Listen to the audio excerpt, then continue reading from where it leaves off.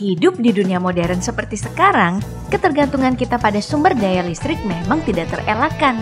Untuk Indonesia sendiri, kebutuhan penggunaan listrik negara kita lumayan besar loh. Dari data tahun 2021, produksi listrik yang dihasilkan Indonesia dalam setahunnya sudah mencapai 73,74 gigawatt. Nah, siapa sangka jumlah yang mewah ini ternyata tidak ada apa-apanya bagi Cina. Kapasitas penghasil listrik negeri tirai bambu ini sudah menembus 2.200 gigawatt dalam setahun. Bahkan, angka ini bakalan bertambah seiring banyaknya perencanaan pembuatan bendungan untuk pembangkit listrik tenaga air. Bendungan ini dikenal dengan nama Bendungan Baehetan dan bakal jadi salah satu bendungan penghasil listrik terbesar di dunia. Sebagai bendungan terbesar di dunia, Bendungan Baehetan ini sudah lama direncanakan oleh pemerintah Cina. Pada Kongres ke-18 pemerintahan Cina di tahun 2012, proyek dari bendungan ini diumumkan. Tidak tanggung-tanggung, dana yang digelontorkan mencapai 34 miliar US dollar atau 530,9 triliun rupiah untuk pembangunannya. Ide utama dari pembangunan bendungan ini jelas untuk mewujudkan mimpi besar Cina, yaitu untuk memaksimalkan potensi alam di sana. Pembangunan bendungan ini dilaksanakan di Sungai Jinsa, Provinsi Yunnan. Pemilihan tempat ini jelas karena strategis. Total panjang sungai yang mencapai 2.290 km membuat sungai ini memiliki debit air yang cukup untuk memenuhi kapasitas bendungan Baehetan. Apalagi kapasitas dan spesifikasi bendungan ini memang fenomenal. Panjangnya mencapai 72 meter dengan tinggi mencapai 289 meter. Setidaknya 275 meter dari tinggi bendungan akan terisi air secara penuh dengan jumlah debit air yang mencapai 20,6 miliar kubik. Dengan kapasitasnya ini, Bendungan Baehetan bisa memproduksi sekitar 60,24 miliar kilowatt-hour listrik. Untuk membuat bendungan yang super megah tadi, semua hal dimulai dengan sebuah penggalian yang sangat rumit karena ada beberapa tahap.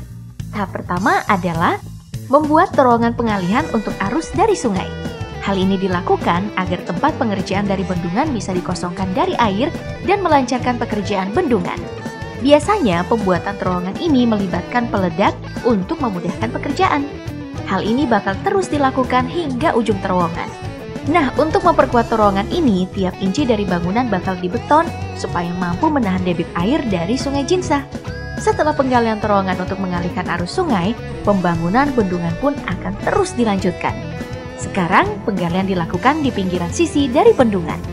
Bisa kita lihat kalau sisi dari bendungan ini terkikis dengan rapi. Nah, potongan rapi ini tuh tentu dibuat dengan perhitungan yang sangat matang. Apalagi proses pengikisannya menggunakan bahan peledak yang satu kali kesalahan aja nih, urusannya bisa berabe banget. Pengikisan ini bakal terus dilakukan sampai lapisan batuan lapuk habis dan tidak tersisa dengan menggunakan bahan peledak. Seluruh hasil ledakan yang ada kemudian diangkut keluar menggunakan alat berat. Setelah proses penggalian 2 tahap tadi selesai, maka sekarang pindah ke tahap pembangunan bendungan. Hal pertama yang dibangun tentu saja adalah pondasinya dulu. Pembangunan pondasi ini terbagi menjadi 2, mulai dari pemasangan rangka dan juga pengecoran. Biasanya pembangunan bendungan megah seperti Baehetan ini menggunakan beton suhu rendah. Pemilihan beton tersebut dikarenakan spesifikasinya yang lebih rapat. Jadi, kebocoran karena retakan kecil bisa dihindari karena partikel semennya rapat banget.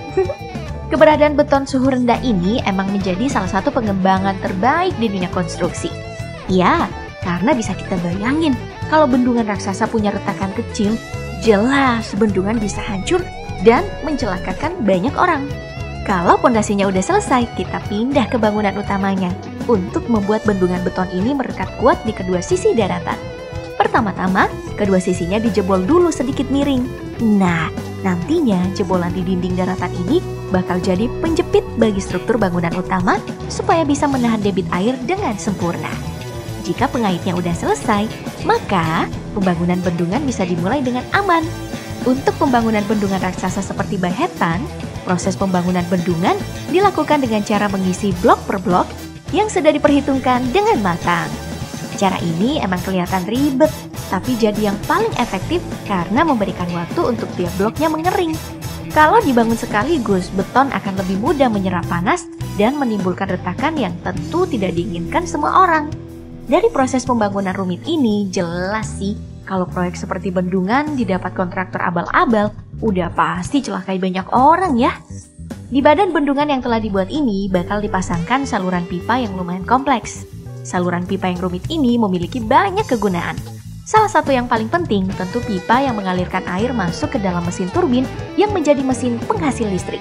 Di bendungan ini, turbin dipasang secara sejajar supaya aliran yang digunakan cuma satu lintasan saja. Efektivitas deras air dari Sungai Jinsa membuat penggunaan satu lintasan ini memungkinkan untuk dilakukan.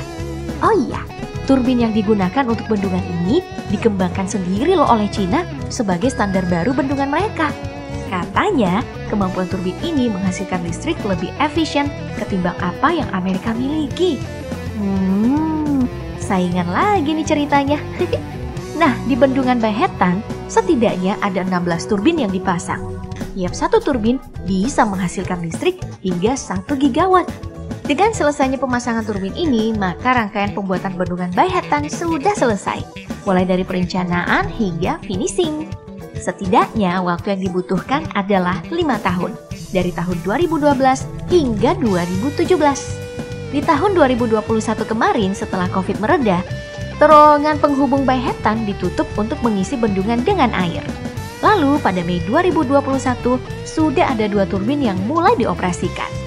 Nah, sebagaimana pembangunan bendungan di mana-mana dengan mengklaim memenuhi kebutuhan manusia akan energi, pembangunan bendungan Bahetan juga tersandung isu lingkungan.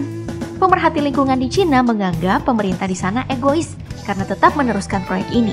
Padahal ada banyak masalah lingkungan yang bisa ditimbulkan, seperti banjir, kerusakan lahan pertanian, mengancam kehidupan ikan dan juga spesies lainnya di Sungai Jinsa. Untuk menanggapi hal ini, pemerintah Cina juga punya alasan baik, yaitu rencana untuk berhenti bergantung dengan batu bara yang harganya naik gila-gilaan dan lebih merusak lingkungan. Loh, jadi gimana nih? Pakai bendungan merusak lingkungan, pakai batu bara juga sama aja. Atau kita berhenti pakai listrik aja kali ya?